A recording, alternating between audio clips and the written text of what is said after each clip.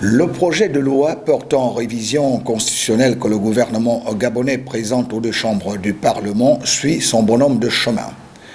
Après son adoption le 24 décembre dernier par 120 voix pour et 15 contre sur les 135 votants à l'Assemblée nationale,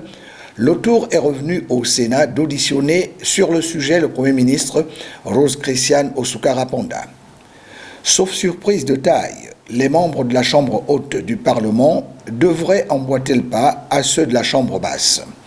Ce qui voudrait dire que le dit projet de loi finira bien par passer comme lettre à la poste et atterrir sur la table de travail du président de la République, qui pourrait alors le promulguer, d'où il devrait alors entrer en vigueur. Il est à noter que cette révision constitutionnelle, qui intervient près de 2 ans après celle du 12 janvier 2018, concerne 25 articles sur les 114 que compte la loi fondamentale gabonaise.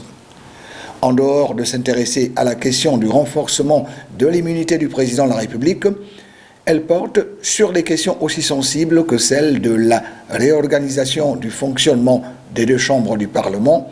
et de la mise en place d'une troïka composée du président du Sénat et de l'Assemblée nationale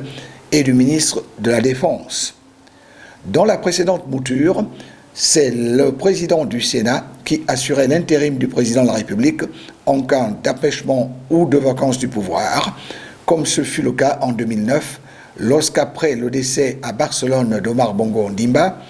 Rose Rogombe, qui occupait ces fonctions, fut amené à diriger l'État jusqu'à ce que soit organisée l'élection présidentielle à l'issue de laquelle